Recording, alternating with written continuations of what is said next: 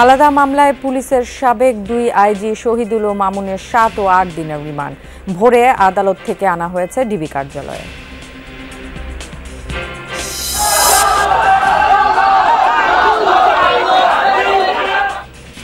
পাল্টাপাল্টি হামলার জেরে বরিশাল বিশ্ববিদ্যালয় ও বিএম কলেজের শিক্ষার্থীদের মধ্যে রাতভর সংঘর্ষ, আহত অন্তত 80। এক ছাত্রীর জমির বিবাদ নিয়ে বাঁধে মারামারি।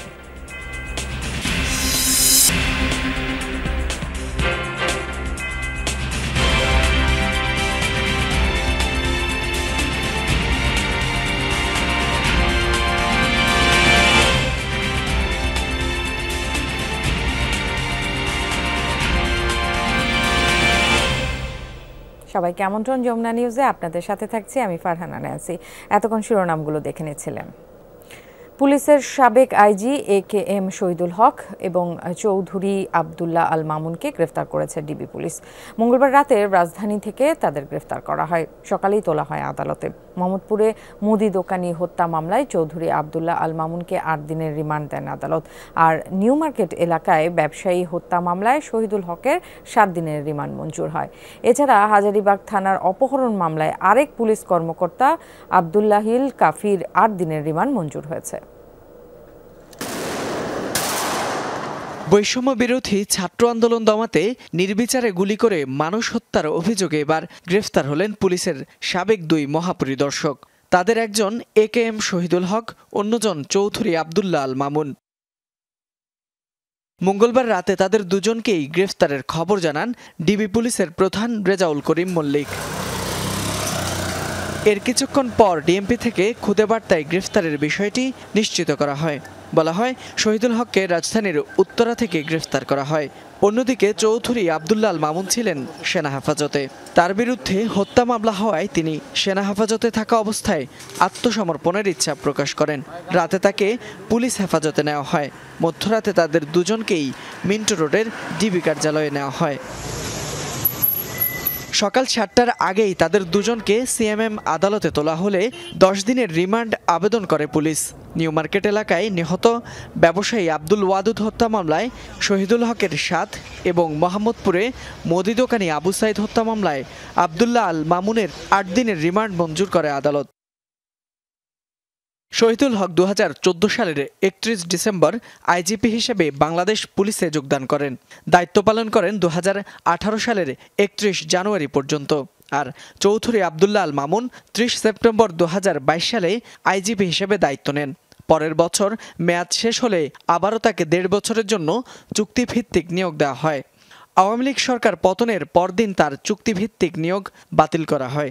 আইজিপি হিসেবে যোগদানের পূর্বে তিনি র্যাবের মহাপরিচালকও ছিলেন। ফয়সাল মাহমুদ, যমুনা নিউজ, ঢাকা।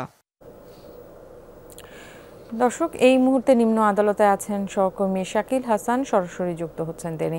শাকিল, সকালে তো সাবেক 2 আইজিপির রিমান্ড শুনানিকে ঘিরে রিমান্ড শুনানি হয়েছে, সেই রিমান্ড শুনানিতে কি কি হলো এবং আসামিরা নিজেদের সপক্ষে কিছু বলেছে কিনা বিস্তারিত আপনার কাছে জানতে চাই।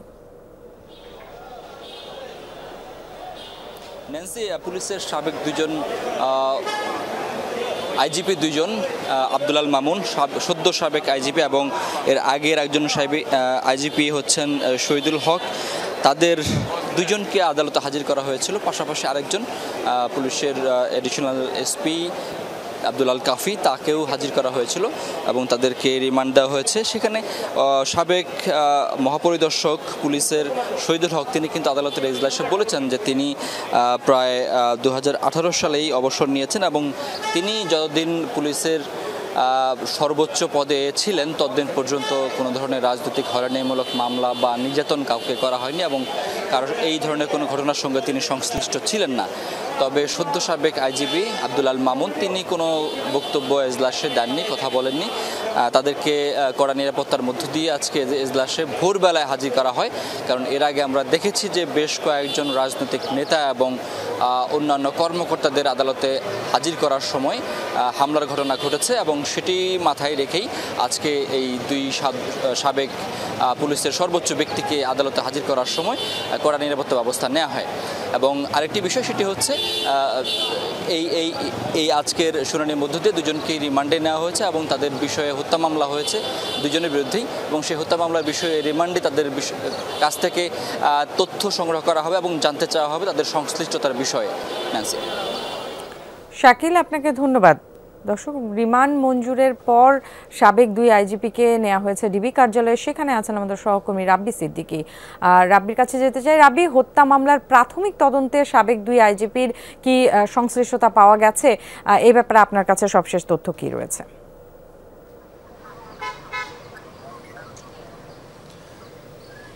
ন্যান্সি, প্রথমেই বলতে চাই তারা কিন্তু দুজনই পুলিশের প্রধান ছিলেন এবং দুজনই প্রায় লম্বা সময় পুলিশের সর্বোচ্চ পদে থেকে এই বিদায়ী যে সরকার, সেই সরকারের পুলিশ ফোর্সের দায়িত্বে ছিলেন। এবং সেক্ষেত্রে আসলে আমরা দেখেছি যে হেফাজতের একটি কর্মসূচি ঘিরে যখন হেফাজতকে এক রাতের মধ্যে রাজধানীর মতিঝিল এলাকা থেকে সরিয়ে দেওয়া হলো, তখন দেখেছি যে এই যে সাবেক আইজিপি AKM শহীদুল হক, তিনি এখন ডিটেকটিভ ব্রাঞ্চের অফিসে পুলিশ রিমান্ডে আছেন 7 দিনের, এবং তখন তিনি দায়িত্ব পালন করেছিলেন এবং সেই ওই সময়ে কমিশনার ছিল বেনজির আহমেদ, এবং যিনি নানান কারণে দেশের বাইরে পালিয়ে আছেন, তার বিরুদ্ধেও কিন্তু দুদকের তদন্ত চলছে। এবং এই যে বেনজির আহমেদ বাদে এই আওয়ামী লীগের সময়ের যে দুজন দায়িত্ব পালন করেছেন পুলিশ প্রধান হিসেবে, তার মধ্যে অন্যতম একজন শহীদুল হক, এবং তাকে কিন্তু নিউ মার্কেট থানার একটি হত্যা মামলায় গ্রেপ্তার করা হয়েছে। তার সংশ্লিষ্টতা কি, তিনি কিভাবে এই হত্যার সঙ্গে জড়িত, সেটি তদন্ত সাপেক্ষ এবং জিজ্ঞাসাবাদ চলছে। তবে একটি বিষয় পরিষ্কার, আমরা দেখেছি গণমাধ্যম কর্মী হিসাবে যে বিদায়ী আইজিপি চৌধুরী আবদুল্লাহ আল মামুন, যিনি র্যাবের প্রধান ছিল, সবশেষ পুলিশ প্রধান, তিনি কিন্তু স্বরাষ্ট্রমন্ত্রী যখন বলেছেন যে শক্ত হাতে ছাত্র আন্দোলন দমন করতে হবে, তার বাহিনী কিন্তু তখন দেখেছি যে সারা দেশে ছাত্র জনতার যে অভ্যুত্থান, যে আন্দোলন, সেই আন্দোলন দমাতে তারা কিভাবে নির্বিচারে গুলি করে মানুষ হত্যা করেছে। তো এই নির্বিচারে গুলি করে মানুষ হত্যার জন্য যেমন দায়ী স্বরাষ্ট্রমন্ত্রী, তিনি যখন নির্দেশ দিয়েছেন আইজিপিকে, সাবেক আইজিপি তার দায়িত্ব পালন করেছেন, তিনি তার অধীনস্থ যারা আছেন পুলিশ অফিসার আছেন, তাদেরকে নির্দেশ দিয়েছেন। আসলে এটি একটি চেইন অফ কমান্ড, সেই চেইন অফ কমান্ডের সঙ্গে। রাব্বি, আপনাকে ধন্যবাদ, আপনি আমাদেরকে বিস্তারিত জানিয়েছেন। পাল্টি হামলার জেরে রাতভর সংঘর্ষে জড়ালো বরিশাল বিশ্ববিদ্যালয় ও BM কলেজ শিক্ষার্থীরা। আহত হয়েছেন কমপক্ষে 80 জন। ভাঙচুর করা হয়েছে কয়েকটি বাস। সেনাবাহিনী পরিস্থিতি নিয়ন্ত্রণে আনে। পুলিশ জানিয়েছে এক ছাত্রীর জমির বিবাদ নিয়ে ঘটনার সূত্রপাত। রাতভর এভাবেই চলে BM কলেজ ও বরিশাল বিশ্ববিদ্যালয়ের শিক্ষার্থীদের সংঘর্ষ। ঘটনার সূত্রপাত সোমবার। চাচির সাথে জমি নিয়ে বিরোধ চলছিল বরিশাল বিশ্ববিদ্যালয়ের এক ছাত্রীর পরিবারের। চাচির পক্ষে কথা বলতে যাওয়ায় BM কলেজের কয়েকজনকে মারধরের অভিযোগ ওঠে সেদিনই। পরদিন মঙ্গলবার সন্ধ্যায় মারধর করা হয় বিশ্ববিদ্যালয়ের কয়েকজন শিক্ষার্থীকে। এরই জেরে বাধে দুপক্ষের সংঘর্ষ। বরিশাল বিশ্ববিদ্যালয় ওরা ফার্স্টে এসে আমাদেরকে হামলা করছে। ওদের সাথে আমাদের একটা মিসআন্ডারস্ট্যান্ডিং হয়েছে, ব্যক্তিগত ব্যাপার, সেখানে কোনো শিক্ষা প্রতিষ্ঠানে দেয় না। তারপরে তারা যেভাবে অশিক্ষিতর মতো আসলো, এসে আমাদের ঘুমন্ত ছাত্রদের উপরে আঘাত করলো। ওদের সাথে আমাদের একটা মিসআন্ডারস্ট্যান্ডিং হয়েছে, তার জন্য সুষ্ঠু সমাধানের একটা ব্যবস্থা আছে, কিন্তু ওরা করছে কি, ওরা চর থেকে গাড়ি ভরিয়া ট্রাক ভরে ইট নিয়ে খোয়া নিয়ে আসছে আমাদের উপরে হামলা করতে। BM কলেজের সবাই না, কিছু চাঁদাবাজরা, সন্ত্রাসীরা আমাদের সামনে গায়ে মারছে। বিশ্ববিদ্যালয়ের সাধারণ শিক্ষার্থীদের বাস ভাঙচুর করে এবং 30 জনের মতন আহত করে। সংঘর্ষে আহত হয়েছে দুপক্ষের অন্তত 80 জন। তাদের ভর্তি করা হয়েছে হাসপাতালে। খবর পেয়ে ঘটনাস্থলে যায় সেনাবাহিনী। ভোর রাতে নিয়ন্ত্রণে আসে পরিস্থিতি।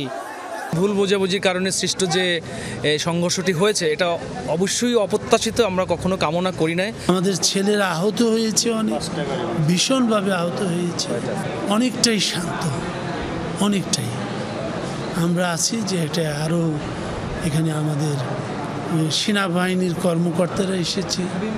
সংঘর্ষ চলাকালে ভাঙচুর করা হয়েছে কয়েকটি বাস। জোরদার আছে দুটি শিক্ষা প্রতিষ্ঠানের নিরাপত্তা ব্যবস্থা। কাউসার হোসেন, যমুনা নিউজ, বরিশাল। আজ সচিবদের সাথে বৈঠক করছেন প্রধান উপদেষ্টা ডক্টর মোহাম্মদ ইউনূস। প্রধান উপদেষ্টার কার্যালয়ে সকাল 11:30টায় শুরু হয় এই বৈঠক। প্রধান উপদেষ্টার সাথে সচিবদের এই বৈঠকে উঠে আসবে সাম্প্রতিক বিভিন্ন ইস্যু। বন্যা পরবর্তী পুনর্বাসন কার্যক্রমের পাশাপাশি দ্রব্যমূল্য নিয়ন্ত্রণে রাখার বিভিন্ন পদক্ষেপ নিয়েও আলোচনা হবে। এই বৈঠক চলবে দুপুর 1:30টা পর্যন্ত। এরপর বিকেল 3টা থেকে 4টা পর্যন্ত USAID-এর প্রতিনিধিদের সাথে বৈঠক করবেন তিনি। মঙ্গলবার ব্যবসায়ী নেতা ও সংবাদপত্রের সম্পাদকদের সাথে পৃথক বৈঠক করেন ডক্টর মোহাম্মদ ইউনূস। এক সময়ের ব্যাপক প্রভাবশালী সাবেক প্রধানমন্ত্রী খালেদা জিয়ার রাজনৈতিক সচিব হারিস চৌধুরীর শেষ জীবন কেটেছে ছদ্মবেশে। নিঃসঙ্গ বেঁচেছিলেন অধ্যাপক মাহবুবুর রহমান নামে। এক যুগের বেশি কেটেছে স্ত্রী সন্তান ছাড়া। যমুনা নিউজকে এসব কথা জানিয়েছেন হারিস চৌধুরীর একমাত্র মেয়ে ব্যারিস্টার সামিরা চৌধুরী।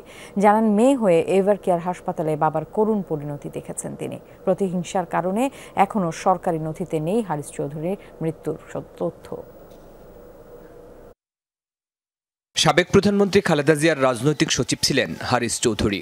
2007 সালে সেনা সমর্থিত তত্ত্বাবধায়ক সরকার ধরপাকড় শুরু করলে আত্মগোপনে চলে যান তিনি। এরপর অনেকটা বিস্তৃত থাকলেও ধূম্রজাল সৃষ্টি হয় 2021 সালের 3 সেপ্টেম্বর তার মৃত্যুর খবর ঘিরে। তখন আইনশৃঙ্খলা রক্ষাকারী বাহিনীর পক্ষ থেকে বলা হয়েছিল লন্ডনে মারা যান হারিস চৌধুরী। পরিবারের দাবি, লন্ডন নয়, রাজধানীর এভার কেয়ারে মারা যান তিনি। 111 পরপর উনি তার গ্রামের বাড়িতে যান। ওখান থেকে উনি সিলেটে আসেন। সিলেট থেকে উনি আবার ঢাকায় ব্যাক করেন। তারপর থেকে উনি ঢাকাতেই ছিলেন। 11 বছর উনি পান্থপথে কাটিয়েছেন। পান্থপথের ওই ফ্ল্যাটটাতেই, যে ফ্ল্যাটটাতে উনি মারা যাওয়ার আগ পর্যন্ত ছিলেন, হসপিটালাইজড হওয়ার আগে, সেখানেই উনি 11 বছর ছিলেন। ওখানে উনি মাহবুবুর রহমান নামে পরিচিত ছিলেন। মেয়ের দাবি, আত্মগোপনের বেশিরভাগ সময় পান্থপথের পার্পেল কমপ্লেক্সের এই রুমে থাকতেন হারিস চৌধুরী। নিঃসঙ্গ জীবনে পুরো বদলে ফেলেছিলেন নিজের অবয়ব। খুব সীমিত যোগাযোগ ছিল বিলেতে থাকা স্ত্রী সন্তানের সঙ্গে। আমার আব্বু আমাকে একটা টিনেজার থেকে একটা মহিলা হয়ে উঠতে দেখেনি। একটা স্থির জীবন যাপন করব মা বাবাকে নিয়ে, সেটা তো হয়নি কখনো। 15 বছর ওয়াজ আইসোলেটেড একটা জীবন ছিল। হারমিটের লাইফ আব্বু লিড করেছেন, আমরাও করেছি। মৃত্যুর পরও আওয়ামী লীগ সরকারের প্রতিহিংসার শিকার হন হারিস চৌধুরী। অভিযোগ ব্যারিস্টার সামিরার। আমরা লিখেছি যে আব্বুর মৃত্যু, তারা তো মেনে নেয়নি। তারা বলছে ডেথ সার্টিফিকেট দাও। ডেথ সার্টিফিকেট চাইতে গেলে তো দেয় না। আমি যখন এক্স পিএমকে লিখলাম একটা চিঠি, তারপরে এক্স স্বরাষ্ট্র মন্ত্রণালয়কে আমি একটা চিঠি লিখি, ইমেল লিখি, সেটা নিয়ে মিডিয়াতেও পাবলিশ হয় যে আপনারা ডিএনএ টেস্ট করান। তারা তো ওটা করেনি, ডিএনএ টেস্ট করেনি, তারা কোনো ইনভেস্টিগেশন জমা দেয়নি, তারা এটা পেন্ডিং রেখেছেন। মৃত্যুর একদিন পর সাভারের বিরুলিয়ায় একটি মাদ্রাসা প্রাঙ্গণে দাফন করা হয় হারিস চৌধুরীকে। মেয়ে সামিরা জানান, সিলেটের গ্রামের বাড়িতে দাফনের উদ্যোগ নিলেও বৈরী পরিস্থিতিতে তার সম্ভব হয়নি। শরীফুল ইসলাম খান, যমুনা নিউজ, ঢাকা। বন্যা দুর্গতদের জন্য বিএনপি এখন পর্যন্ত 13 কোটি টাকার বেশি ত্রাণ ও নগদ টাকা সংগ্রহ করেছে, যার মাঝে বিতরণ করা হয়েছে 10 কোটি টাকার সামগ্রী। সকালে নয়াপল্টনে বিএনপির কার্যালয়ে এ কথা জানান দলের স্থায়ী কমিটির সদস্য ডাক্তার AZM জাহিদ হোসেন। এই নির্বাচন কমিশন বোধোদয় হওয়া উচিত, পদত্যাগ করে নিজেদের জনগণের রোষ থেকে বাঁচার জন্য পদত্যাগ করে এই সরকারকে সুযোগ দেওয়া উচিত নতুন নির্বাচন কমিশনের। তা না হলে সত্যিকার অর্থে জনরোষ থেকে কেউ রক্ষা পাবে না। এই ছিল যমুনা নিউজে। এতক্ষণ সাথে থাকার জন্য সবাইকে ধন্যবাদ।